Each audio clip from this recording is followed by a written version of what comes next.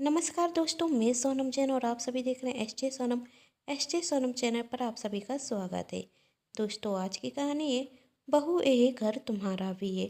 यदि आप सभी को मेरे द्वारा लिखी गई ये कहानी पसंद आए तो चैनल को सब्सक्राइब कर लीजिएगा और पास में जो बेल आइकन का बटन है उसे प्रेस करना बिल्कुल ना भूलें, क्योंकि उसी से मिलती है आप सभी को मेरी आने वाली हर कहानी की नोटिफिकेशन। कहानी पसंद आने पर वीडियो को लाइक कर दीजिएगा, क्योंकि आप जानते हैं जब आप करते हैं वीडियो को लाइक तो मुझे मिलती है नई नई कहानियाँ लिखने के लिए प्रेरणा। और कहानी को अपनों के साथ शेयर करना बिल्कुल ना भूलें। तो चलिए कहानी शुरू करते हैं। आज पायल जब ऑफिस से घर आती तो अपने हॉर को पतरा देखकर हैरान रह जाती, क्योंकि उसने अपना हॉर जिस तरीके से सजाया था वैसा बिल्कुल भी नहीं था। उसने अभी कुछ महीने पहले एक फेमस इंटीरियर डिजाइनर को बुलाकर अपने पूरे घर को डेकोरेट कराया था, जिसमें उसने बहुत पैसे भी खर्च किए थे। और एकदम से अपने हॉर को बतरा हुआ देखकर उसका गुस्सा बढ़ जाता और वही अपने घर की नौकरानी मारती को बुलाकर कहती, मारती कहाँ हो तुम? मारती घबराकर आती हुई कहती, क्या हुआ मेम साहब? पायल ने कहा, ये सब क्या है? और हॉर की ये हालत किसने की? आखिर तुमने किस से पूछकर हॉर का सामान यहाँ से वहाँ रखा? और यहाँ पर जो कीमती पौध रखा था वही कहाँ है? और ये सस्ती सी मूर्ति यहाँ पर किसने रखी? तभी मारती कहती, वो मैम साहब। तब पायल कहती, वो क्या कर रही है? आखिर किससे पूछकर तूने ये सब पतराब किया? तुझे पता है ना, मुझे घर में जो सामान जहाँ है वहीं पसंद आता है। कहीं तुमने मेरा पौध तोड़ तो नहीं दिया? नहीं वही मैम साहब, ऐसा कुछ नहीं है। मारती कहती, वही तो मैंने बड़ी मैम साहब के कहने पर यह सब किया है। तभी वहाँ पायल की सासू माँ विनीता जी आती और कहती, हाँ बहू, यह सच कह रही है। यह सब करने के लिए मैंने इससे कहा है। सोफा यहाँ पर रखा हुआ अच्छा नहीं लग रहा था, इसलिए मैंने मालती से कहकर उसकी जगह बदलवा दी। और तुम्हारा महंगा बारा पौध वहाँ सही सलामत है। देखो मैंने वहाँ पर रखा है और वहाँ पर वह बहुत अच्छा भी रख रहा है। और सोफे का कवर तो बहुत पुराना लग रहा था, इसलिए मैंने चेंज करवा दिया है। यह राइट वहाँ से जाता यहाँ सुंदर रख रही है। तुम ही देखो, और अब पहले से ज़्यादा सुंदर दिख रहा है।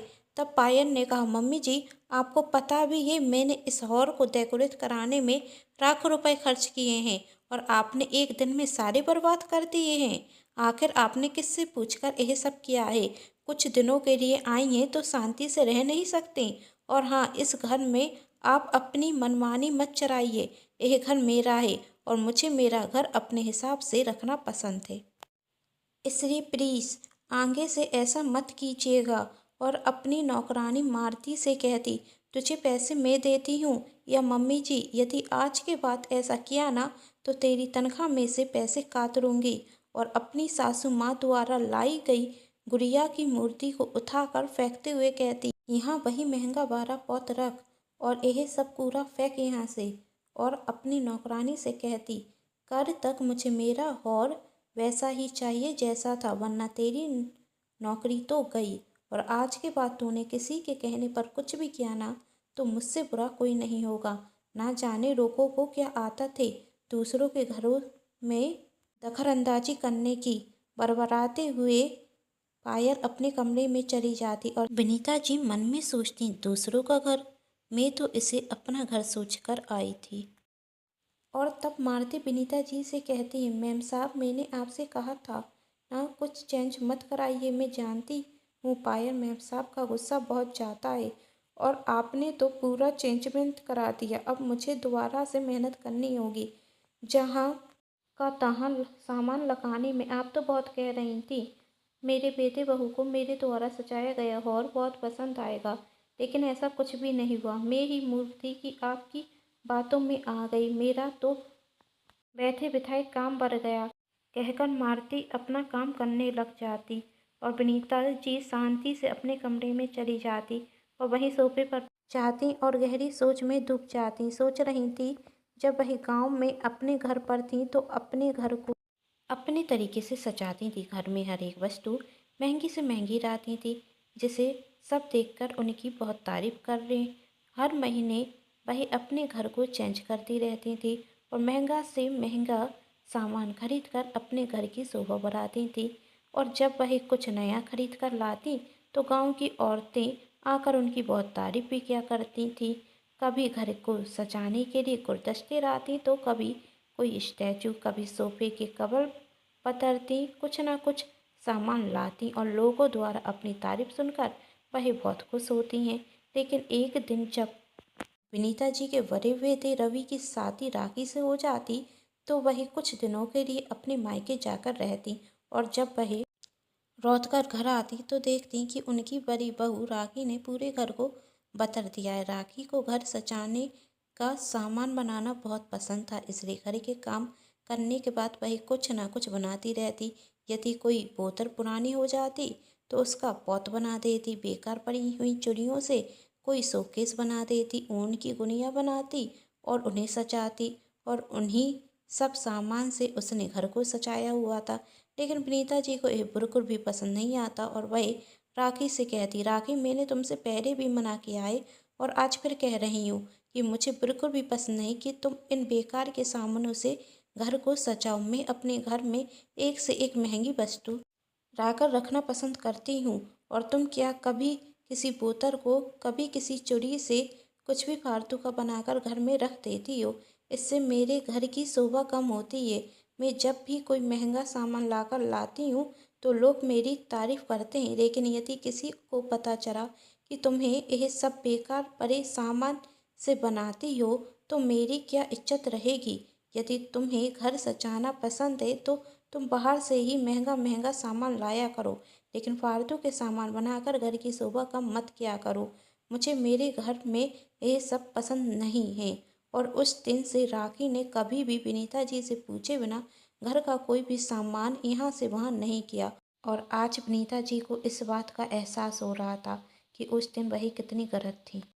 आज जो मेरी छोटी बहू पायल ने मेरे साथ किया है वही तो मैंने अपनी बड़ी बहू राखी के साथ किया था।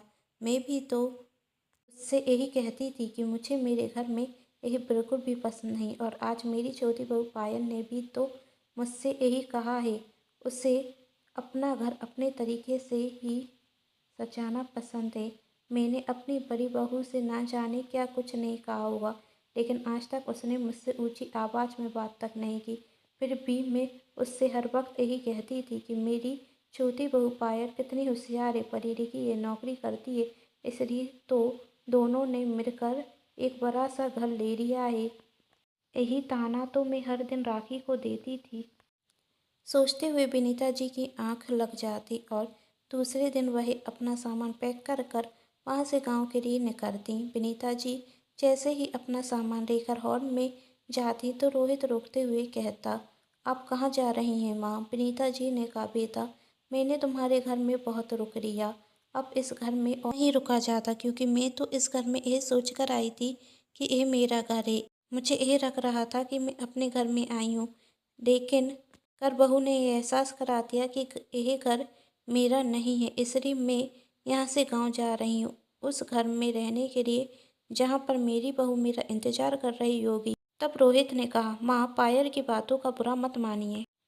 वह दरअसल माँ रोहित आगे कुछ कहता उसके पहले विनीता जी रोहित को रोकते हुए कहती हैं, बेटा मैं सब समझती हूँ और मैं पायल से नाराज़ भी नहीं हूँ, बल्कि मुझे तो पायल का शुक्रिया अदा करना चाहिए, क्योंकि आज पायल की वजह से मेरी आंखें खुल गईं। जो आज पायल ने मेरे साथ किया है वही मैंने कभी तुम्हारी भाभी राखी के साथ भी किया था, और उसी गलती की माफ़ी मांगने के लिए मैं गाँव जा रही हूँ।